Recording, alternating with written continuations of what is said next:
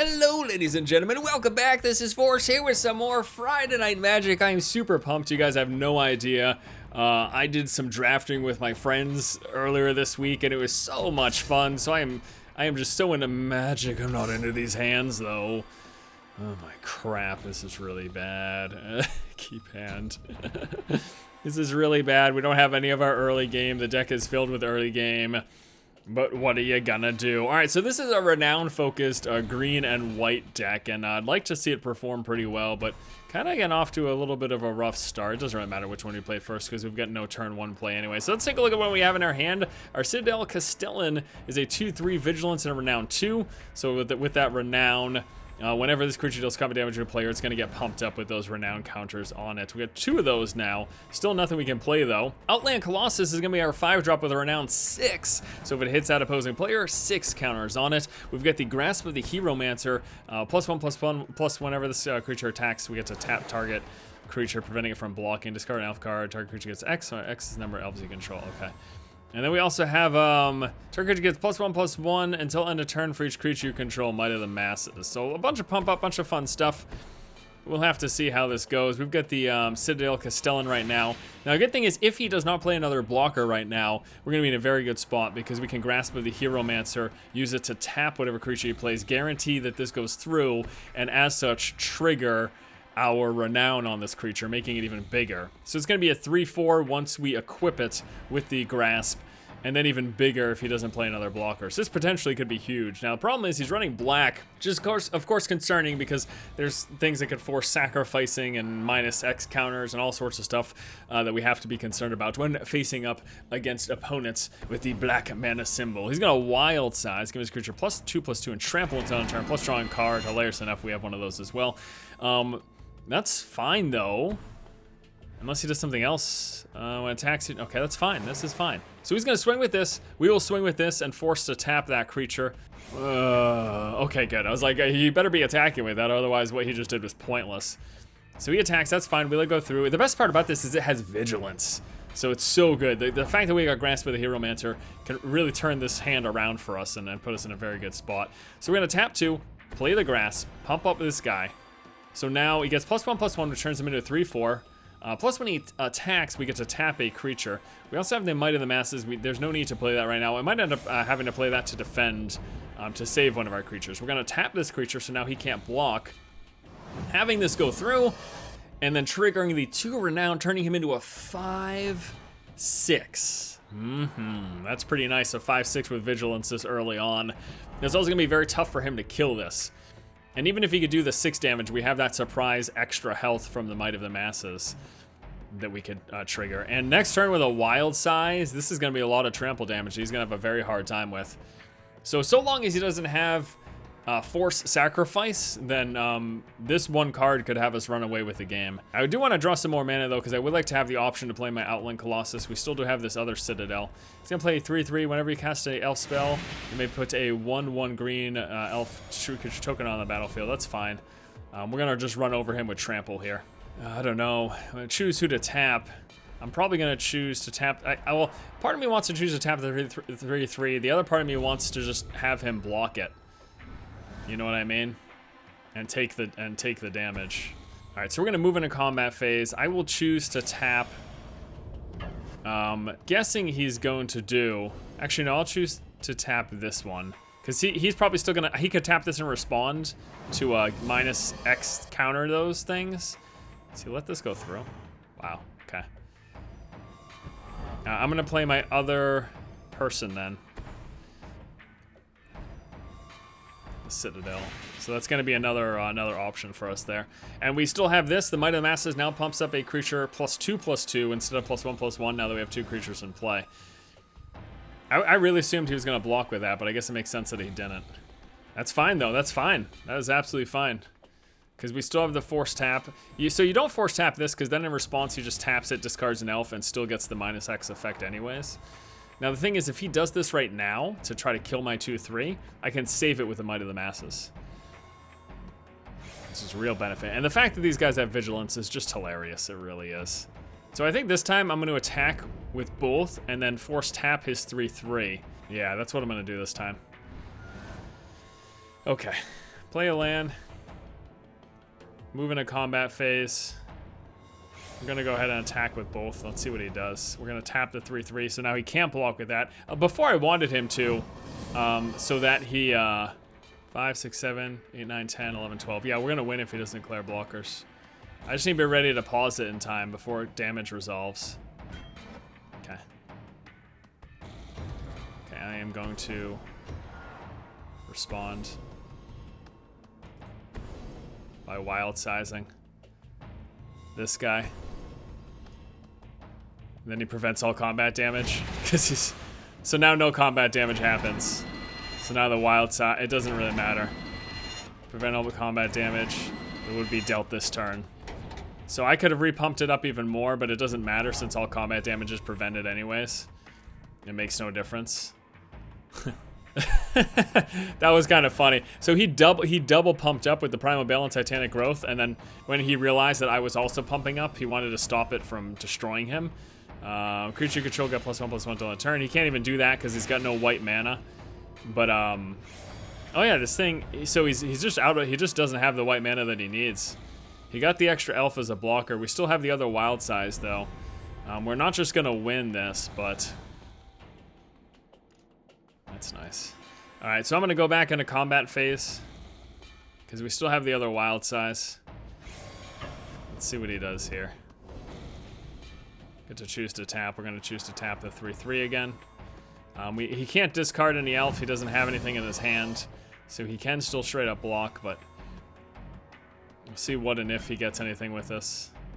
He's just gonna choose to block with that. That's fine. We're not gonna use any of our abilities right now. And then this way, second main phase, we've got our mana. So this triggers the Renown, turns into a 5/5. So we can play a couple of things.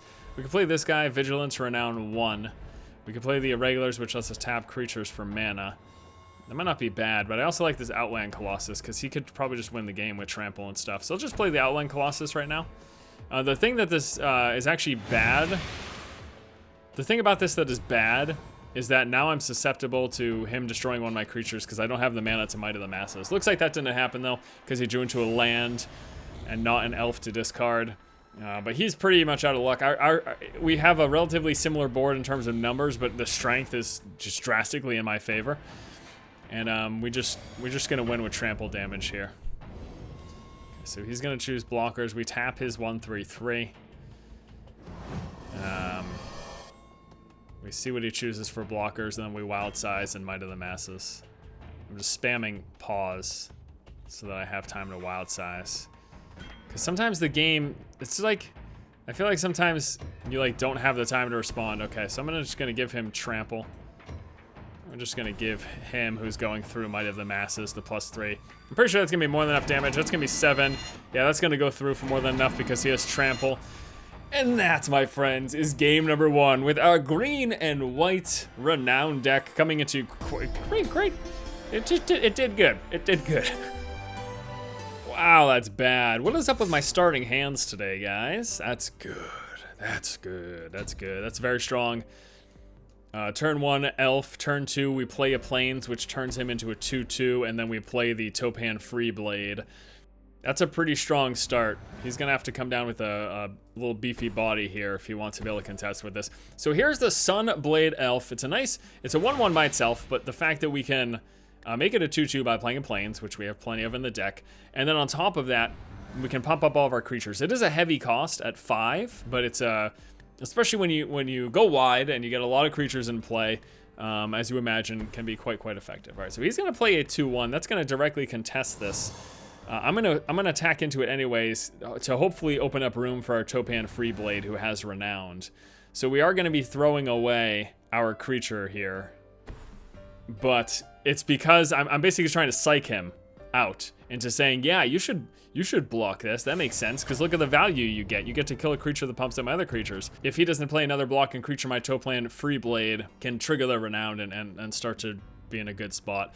Looks like he chooses not. Oh, he does choose to block it. Good. I mean, that's what I want. I know it's not. This is not a good trade for me because we lose that extra pump up value. But again, that pump up costs a lot. And if he does not play another creature right now, we're gonna be in a good spot with her being a 3/3 with Vigilance. The Vigilance is the biggest thing. And we're gonna be able to play the Irregulars in the future. And we've got the Angelic Edict to exile any particular creatures he might play. Right, that's a 1/1 that he can use to tap a creature. That's actually really good. So he's not going to block right now, but just in future turns he'll tap it. So this is fine for now. So I think we're just going to play the Guild Gate right now. Comes into play tapped. And then we will play the Free Blade as well. That's a plan. Whenever he fucking decides to pass his damn turn. Jesus, people. Alright, so there we go. Lots of Free Blades here. Let's attack first. Attack first. He can't tap it yet. Number 1, he doesn't have the mana. Number 2, it has Summoning Sickness. So he couldn't even do it if he wanted to. He could still bounce back. He is blue. So it's a decent chance he's got bounce. And in fact, the fact that he includes this tells me that he's like a more control-y style deck. To include a creature that's all about tapping other stuff. There's the Renown trigger. Play our second Free Blade. Next turn, I'll probably play the Irregulars over the third Free Blade. The Irregulars can just be very strong with a 2-white tapping effect. The turn after, oh no, not 3. I was gonna say if we could tap 2, we've got a forest in here though. So we need 1 more plains and we could tap 2 creatures a turn. That'd be crazy, crazy good for us. Nimbus Wing is gonna give his creature flying, so that. No, he'll still save it as a blocker. I was going to say he's not going to attack with it anymore. He's going to save it as a blocker. But I'm just going to swing with my 3/3 then. I'll let my 2/2 sit behind. And then in future turns, I can use my Irregulars to tap him. That's really good. But unfortunately, this turn, we won't be attacking with this 2/2. It's no point. I don't want to lose him, so. All right, so let's play the Irregulars. Well, first let's attack with the just with the 3/3. He won't block it. But if we attack with a 2/2, he just blocks it and kills it, and we get no value out of that. So attack with a 3/3. See if he wastes his mana on bounce or something, and as a way to sort of protect our Irregulars. But he doesn't. Looks like he doesn't have it or doesn't want to do it. So we're gonna try to play the Irregulars. A 4/3 Renown 1, tap 2, tap target creature. That's a huge effect. He's gonna Reprisal. Gonna exile that. Okay. We got another one though. We got lucky. So and he's pretty low on cards. So yeah, there's a Reprisal, exile a creature, or destroy a creature with power 4 or greater, not exile. There's a difference, but I don't have Graveyard Fetch, so for our purposes, it really makes no difference. But there is actually a difference that's worth noting. It's worth knowing about. Okay, so we're gonna do a similar thing. I could, you know what? We could also just exile. You know what? I'm gonna do it. We're gonna exile his 2/3 flyer. It's gonna. That's so good. And now we're going to swing with both of our guys. So a lot of times I would save this for a larger threat, but because we have the Irregulars, which would potentially allow us to tap larger threats in the future, this gets us not only 5 damage through, it pumps this guy up to a 3/3 as well, puts him at 10 health.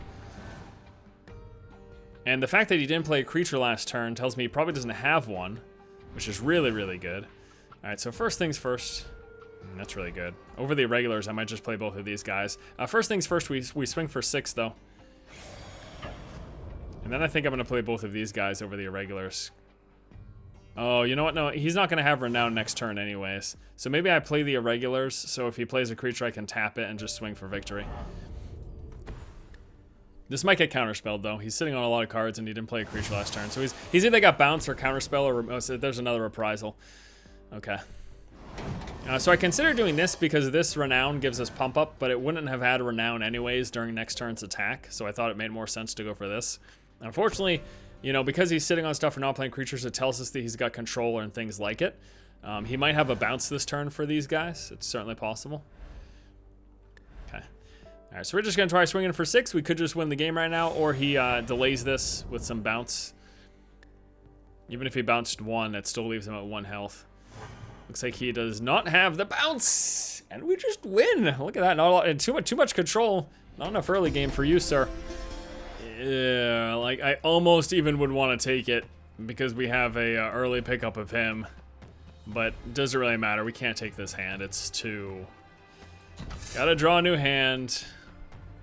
Okay. This is something. We got the Nisa as well, or Nissa, whatever you say, keep hand. All right, so we're gonna go with our turn 1 play just to get a creature down early. Used to pump up other attacking creatures. And then we do have a turn 2 play of the Free Blade. We don't want to play her until we can guarantee flip her, basically. Which is gonna be a long time. Yeah, I don't even know. She doesn't flip until 7 lands, which you've seen our You've seen that 7 lands isn't something that this deck exactly comes across easily.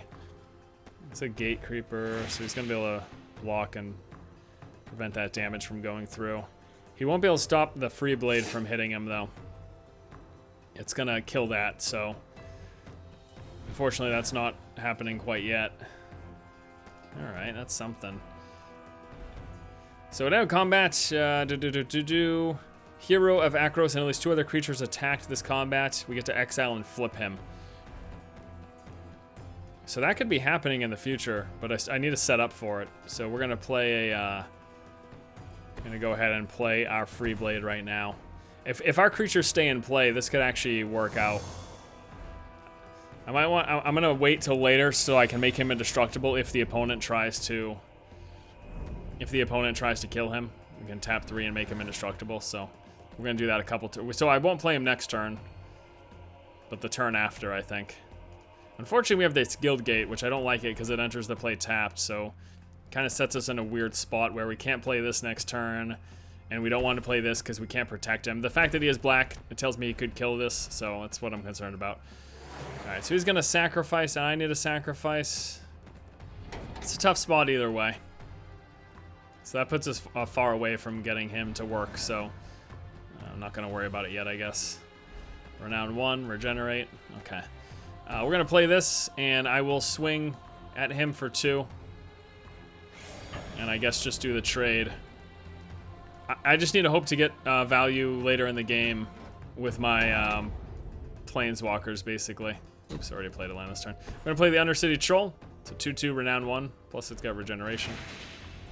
So unfortunately, he's dealt with both of our early minions. Looks like he's just gonna be black-green control. It might have made more sense to wait to attack with this until I could have played the wild size as well. There's a good chance that's what I should have done, honestly. But I think I'm gonna just wild size this turn with this guy. That can be pretty good because the card draw is really what I'm looking for, to be honest with you.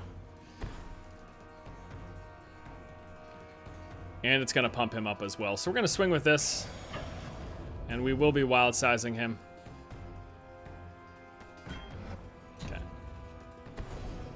Let's go ahead and pump him up. We got the card draw, which is the biggest thing, really. And we're going to be getting close to being able to flip her. 3, 4, 5, 6. And when she comes into play, we get to put a card and reveal it and put it into our hand. Still not going to play him, though. Simply because I do not want to have him die right away. But we can play him next turn. But it's still, we won't be close to flipping him that way either. So it's kind of, you know, it's one of those things I'm not sure. Comes into play. Gets a 5/5 flying battle token. He might just win the game with that guy right there. Also loses 2 life during his upkeep, but that's not a huge deal to him. Alright. So we can't really attack. It doesn't make any sense. We have 3, 4, 5. She needs 7 lands to flip.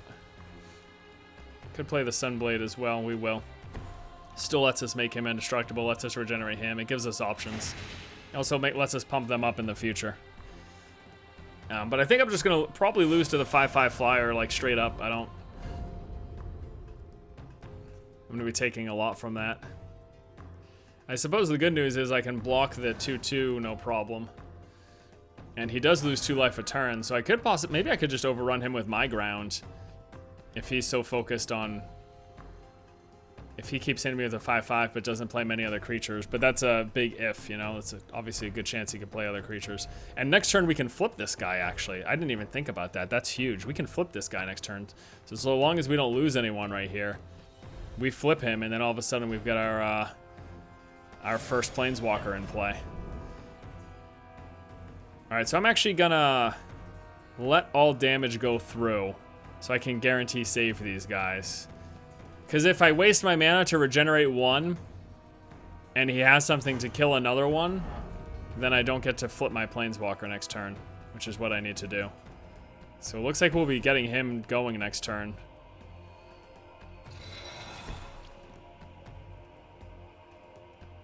Oh my god, no, he's gonna kill the 2/2 now. Shit. God damn it, that sucks. Oh no, it's an enchantment. I thought it was, oh my god, that's amazing. Okay. All right. So we can do her next turn. All right, so I swing with everything. This is like the only chance I have. I think I'm still screwed, but.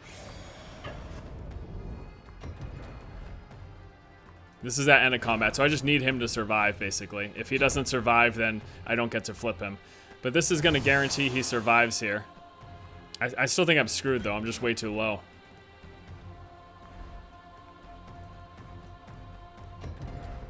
Let's regenerate him. Oh my goodness. So do we get this? This should trigger. Even if he kills the 2/2, the 3 creatures attacked during combat this turn. So it should trigger. It does. Nice. Okay.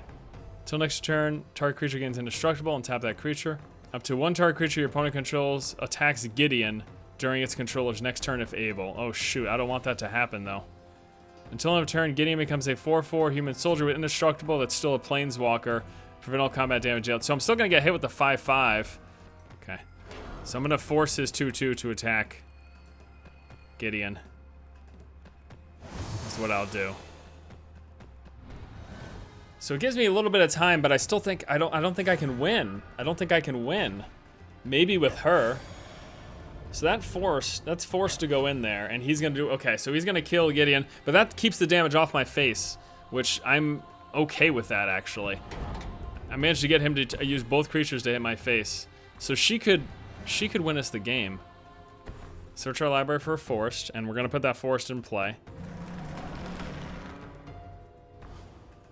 Forest, confirm. Put it in play. That's gonna flip her. Oh my gosh, we could possibly win. Okay, she can reveal top card of your library if it's a land, put it on the battlefield, otherwise put it in your hand. I can make creature -4/-4. Because if I put the +1 effect, he's just gonna attack with the air and I can't block the air. So I think I should just put this in play. I think I just need to make use of something better than nothing. Because he will just kill it with the flyer. So this is my best chance to potentially win the game. This game is insane. Oh my goodness. Yeah, so I was thinking about the plus effect, but it doesn't make sense because it won't give her enough counters to be safe from that 5/5 flyer. So it won't matter anyways. And now he's down to 5 though. That's the thing. Oh my goodness. This is so close.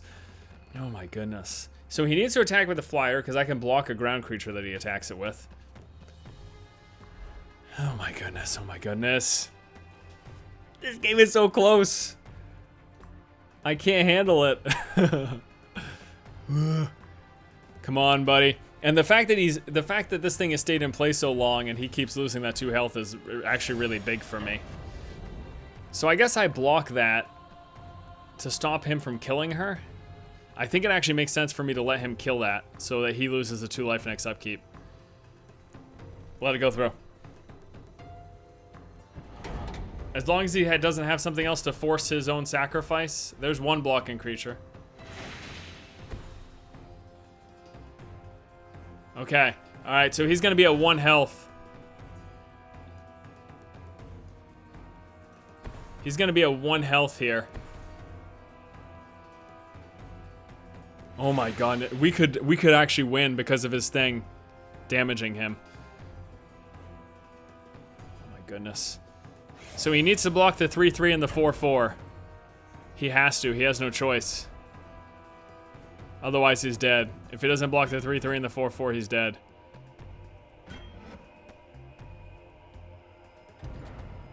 What are you doing? He must have something else.